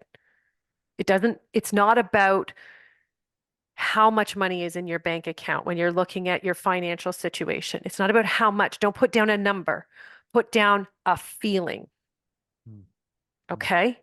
So when you go to bed that night, how do you want to feel in relation to your finances and in relation to your health, right? Health is number one. If we don't have health, we have nothing, period. Always number one. Health, wealth, family, your relationship, your career, community, and your spiritual journey. Mm. Those are the 7. Mm. Okay. Okay. Yeah. Sit down and you have to get as real as you possibly can, which you're ready for. I know you are. I can feel it. Like um your emotions are up here and they're ready to come out, but that's because the energy is building underneath them so much, right? And you know how to use energy. You speak through energy all the time. It's how you it's how you followed your instincts in your career, but it's also how you followed your instincts to get to where you are right now. But then you stopped following them when everything got really uncomfortable. And when you needed to use them the most, you were like, ah, right? That's what we do. We go into survival mode and we stop. And so that's really what the last 8 or 9 months have been about is decompressing from the trauma, right? Of all of those things occurring. And now I just needed to feel safe again. I needed to feel calm, like I wasn't under threat, I wasn't under attack. And that's where you created a space that's very small. There's a small group of people. There's a handful of people that you're like, yeah, okay, you can come in and share some space with me right now, right? I Mm. mean, in the real stuff, right? Like there's people around you all the time, but there's only a handful that you're going to share any real stuff right now. And that's what we have to do when we go through things like that. You're doing it exactly right. Like I have goosebumps. You're 100% doing it right. But you have to keep moving and you have to now it's time to restore your ability to follow those instincts. And your feel like the difference between emotions and feelings is the energy. It's universal. Emotions are what your brain is saying is happening, right? Use that as the stoplight that says, okay, something's going on here. I got to pay attention and then go into the feeling right away. Don't waste any time. Don't stay in the emotion. Mm. Don't stay in the emotion. Focus Yeah. on the feeling. How do you know if it's an emotion or a feeling? The energy is the feeling. It's always the truth underneath. So everything we experience first through our emotions because we're human. It's our job, most people. Okay, so this is the difference, right? Where people are seeing truth and not seeing. The not seeing are staying in the emotions because they don't want to go underneath into feeling the truth. How we're getting all this truth uncovered, whether it's out in the world or it's in ourselves, is by going into the feeling, right? So, um, for example, um, it's like they were just sharing with you, you know, you had the experience you did where you lost your job. It's funny, I don't even like saying it that way because it's not really universally the perspective, but from the physical perspective, that's, the occurring. But you had the energy. You knew what it felt like. You just got to a point where you were like, no, this is wrong. This isn't right. And I need to be on the side of right. I need to be there. And, you know, that was a feeling. You can't deny it. There's a difference between in your brain is like, oh, we could talk about this, but we'll just keep censoring this over here. We can't talk about this. Okay, we can't talk about that. We can't do this. And feeling the annoyance and frustration. But then underneath, there's a point where there's a truth. And it's it's like when we're going through, gosh, it's hard to hypotheticals are always tricky for me. I'm not really good with hypothetical examples ever. I'm always good with really specifics. But ultimately, the emotions are the stoplights, right? It's the really instantaneous reaction in the moment. And it could be anything. It could be joy too, but it's recognition. Okay, why did this experience breed so much joy? And it's being able to go into the energy up underneath and go, what did I do to create this? Like, how did I participate? Because we created everything, right? Nothing's happening to us. It's also, I mean, yes, it's happening for us, but it's recognition that it's happening because of us. Whatever we are experiencing is as a result of our intentions and our participation. So, yeah, it's, you have to feel. Actually, I did a really cool episode yesterday on I do a live on Tuesdays called The Word of God, and they were talking about feeling. He talked a lot, the creator, just basically the creator said, "Will you give me an opportunity to just speak freely?" So I did. I created this anyways. So it's session 15, and I think it's why you exist is what it was called. That one will also talk about feelings and how to feel. And then there's also a really old, before it was called the Authentic Human Podcast, it was called the Consciousness Insider. It's still on my channel, but there's a video that talks feelings versus emotions. And then that'll give some more examples too. Hmm. Okay. Yeah. Session 15 is the first one. Yeah. It was good. It was just Tuesday. I don't even know what day it is. Okay. Gosh. Awesome. Thank you. You're Thank you for that. welcome.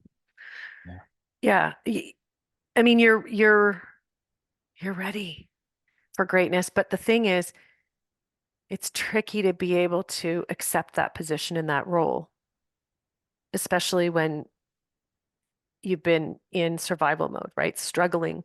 And so for your brain to go from struggling and acceptance to participating in greatness, there's a lot of beliefs that have to be overcome, right?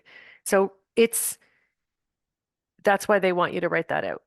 They want you to sit down with those seven and really feel into how you want to feel at the end of each day, right? You know, um, yeah.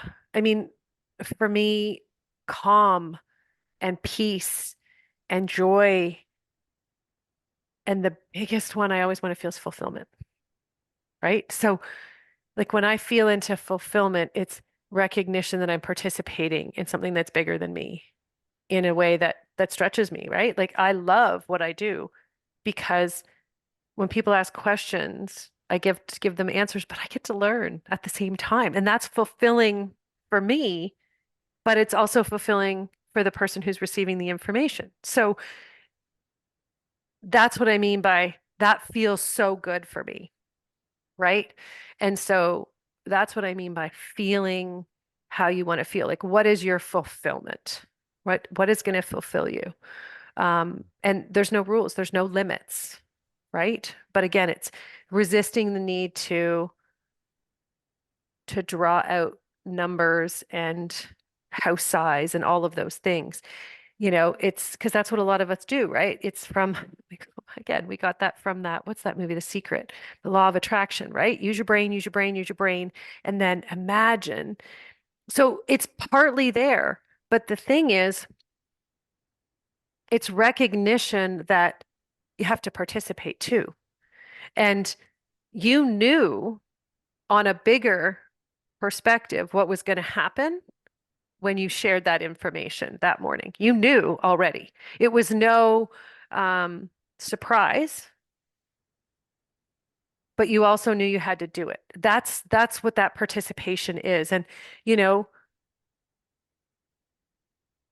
the biggest frustration was you kicking yourself, going, "Why did I do it? I shouldn't have done it. I should have never done it. I should have just played along and done it like covertly, so to speak." And the reality is, if you didn't do it, you wouldn't have been prepared for the greatness that you're about to receive and experience. You wouldn't have been in a position to accept it, but you wouldn't have been ready for it because it needs so much more tenacity and grit and um, wherewithal that you didn't have in your success, you know?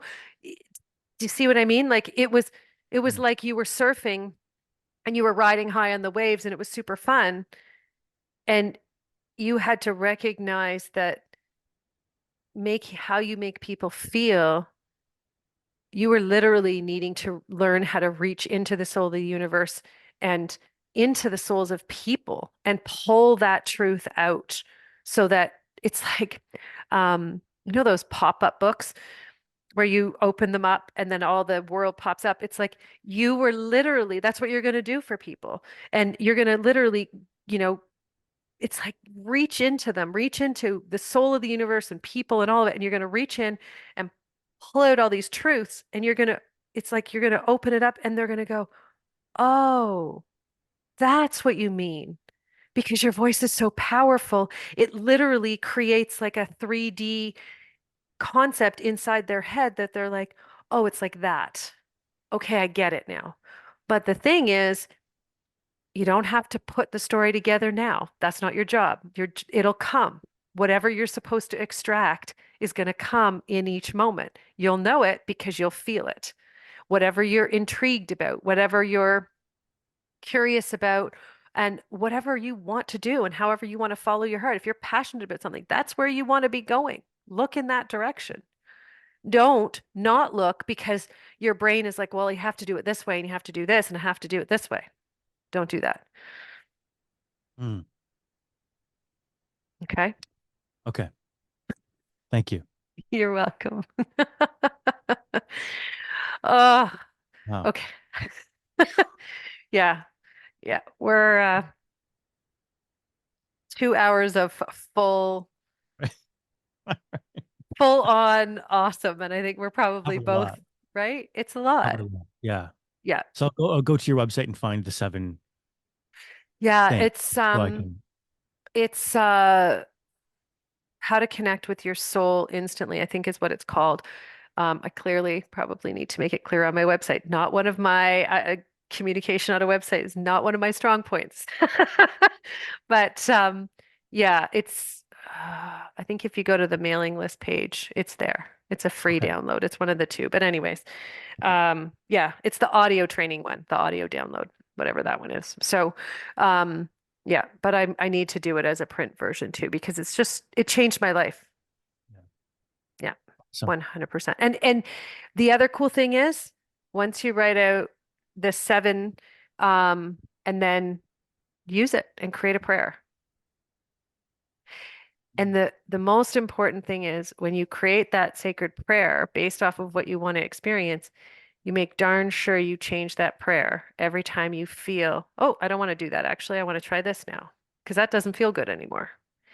You make sure you change it. There's no rule that says you have to stick to this and do this because that's not how the universe works, right? You try something because you're meant to, because you're going to learn something about who you are, right? It's like the last, you know, 3, 4 years have been about learning your strength and your adversity, but your ability to pivot on a dime, which you didn't have that before. You you didn't know, um, yeah, you didn't, it's funny the way they're showing me, you thought you were weak in the sense of when it came to change, when it came to um, having compassion for other people who were going through challenges. You didn't really see yourself as really understanding them. And so it was also a humbling experience. It really helped you to connect even more deeply. So now, right? It's when you're going to help these people feel you have way more life experience than you ever could have imagined because before you were on the top of the mountain and you were looking down at everybody and now you're like, oh, we're all equal. And greatness has nothing to do with success. It has everything to do with the level of integrity that you're participating at in the world. mhm, mhm. And that's why you're ready for greatness because you have a whole new level of integrity. And that's Awesome. also why some people had to go and new people came in, Mm. right? Because it's a reflection of who we're being, the people around us. Yeah, because I think a lot of my um, adversity that I would draw upon was from childhood. Just you know, all those things. Didn't have a dad. We were a very poor family. Lived on welfare most of my childhood. So as I became successful, I would draw upon a lot of those experiences to connect. But yeah, you're right. Now going through a separation, having a family dynamic that's changed so much, and losing a safety in a career and all of those things. Yeah, it's definitely. I have more now fresh experiences to draw upon. But yeah, 100%. it has been survival mode. Yeah. So yeah, I can see how I've sort of shut down my expansion or my energy to like keep plowing through, or I kind of just that really resonated with me, and I stopped and sort of was like, okay, crap, I've got two young children to take care of, and is sort of like survival. You go into survival mode. Yeah. And the cool thing is, I mean, I'm an only parent. I've only ever been an only parent to a just today turned 11-year-old. And so the coolest thing ever that I've learned about parenting inside of this world is when I feed those seven things in alignment with what's best for me, he thrives. When Mm. I try to feed what's best for him, everything is scrambled Mm. Interesting. because we're trying to do for others and then we're empty. We can't, there's nothing left. And,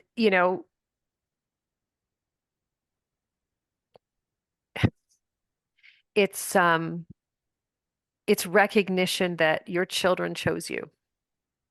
They chose you for all the things and for the person that you are, for all the experiences you've ever had, for your wisdom, for your challenges, and your job is to allow your instincts to follow through instead of the shoulds. So I should be doing this or I should be doing it this way. Follow your instincts. And your instincts are not shoulds. Your instincts are, this is what I need to do right now. And this is what, let's go do this or, whatever it happens to be, right? But it's not letting the rules that somebody else created creep in. And that's why those seven areas are so important because when you get clear on how you want to feel at the end of each day, your parenting, it becomes smooth because anything and everything else really doesn't matter. All the things that we think matter, oh, you have to get this done, you have to get this done, is doing that going to feed this feeling? Awesome. Then we're going to keep doing it. If it's not, well, then we're stopping right now. Mm.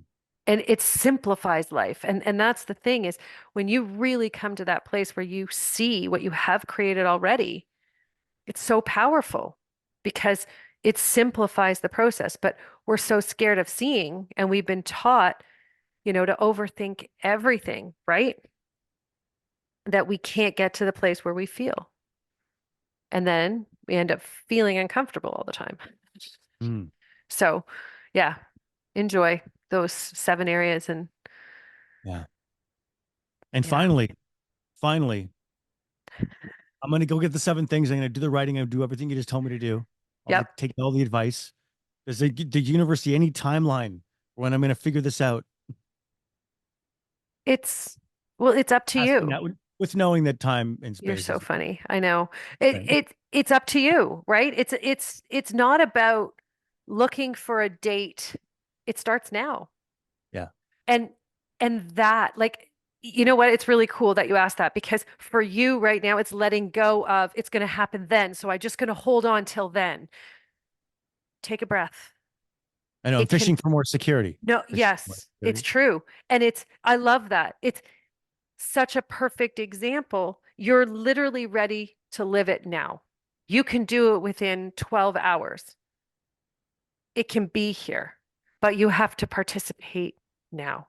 So the Mm. sooner that you allow yourself to feel into what you want Mm. and what you're going to create, um, yeah, those seven they're not on the website. They're in a book called The Guide to Conscious Living, which I think might be on the website. They're separate from the others. The sacred prayers on the one on the website. I apologize for the mass confusion of what. See, this is not my strong point. Um, but those seven you wrote them down. Yes? You wrote all Um, seven. well, when I listen back to this podcast, I Yeah. will Yeah. write them down. Yeah. Okay. Because the sooner you do it, the sooner you're going to have your answers. So, I'm going to do my best to get it out this week because then you'll have it right away. Does that sound good? Thank you for this. You're welcome. Yeah. So it's really it's about treating yourself with love and respect and kindness, but not letting yourself off the hook when you're, like that's what we do, right? We're like, oh, I don't really want to go there. So we justify, why we're going to do something or not do something. It's like hanging out with friends that you know are going to support this dynamic of your life, right? You call them up when you're doing that, but you don't call this group over here up when you're going to do that because you know that that's not their jam. Your job is to be the support for where you want to go, which means you have to be willing to see all the things and feel all the things and have the conversation with yourself free of judgment. It's useless, right? When you notice that you're doing something where you're like, wow, you know, how could I do that? It's not how could I do it? It's I didn't know I was doing it. And now I can see it so clearly. Okay, so what am I going to do about it? How do I actually want to feel here? Do not waste 1 second on judging yourself because it's waste of time, an absolute waste. Don't wish something was different. Sit down and set a new intention and then start participating in that right away because that's literally how it will change. And I've had that experience within 2 hours, within 12 hours, massive aspects of life over and over and over again, simply through setting an intention and then participating. Participating means taking action on a universal level, right? Mm. And that's why sometimes we try things and they're awesome. And sometimes we try them and it's a train wreck. And that's okay because you learn something from the train wreck. You learned a lot about who you are and what you're meant to be doing every single time. But you can't learn it if you're judging, Mm. right? Mm. If you're feeling, upset or frustrated or annoyed or guilty or shame about the experience, you're not learning anything. Make Mm. sense? Yes. No more judgment. It's not helping you. Okay? Okay. Yeah. Your intention is to spend good time with you, which is you being on Team Kid all the time, which is, lifting yourself up when you're doing something awesome. But it's also calling you out when you're like, oh, you could have done better, right? But it's Mm. not doing it with judgment. It's like, okay, totally could have done that better. I really, I only gave 50% or I Mm. didn't participate at all, right? That's what I do. And I'm like, oh, yeah, okay, could have done better, right? But Mm. I don't waste time on judging myself. I did that. That's how I grew up. I was taught to shame and guilt and all of those things. And when I really understood, it had to go because it was what was blocking me from my higher calling and my ability to access truth. Mm. So thank you. Thank you so much for being here, for being present, for all your big questions and just your awesomeness. This was great. Thank you. Thank you. I We'll can't do it wait to listen again. back to it. What? You can't wait till Can't wait to listen back to it. yes. Okay. And we'll have to get together and do it again soon. Awesome. Okay. Thank you so much, Michelle. Thanks, kid. Bye. Cheers. Thank you so much for tuning in. If you've enjoyed this conversation, learned something, or received any benefit that you believe will improve your life, subscribe to our channel so I can serve you better by attracting unique guests and starting even bigger conversations. If you know you're meant to change the world, head on over to michellevickers.com, where innovators and thought leaders go for guidance, wisdom, inside information, and support they can trust. Until next time, stay curious.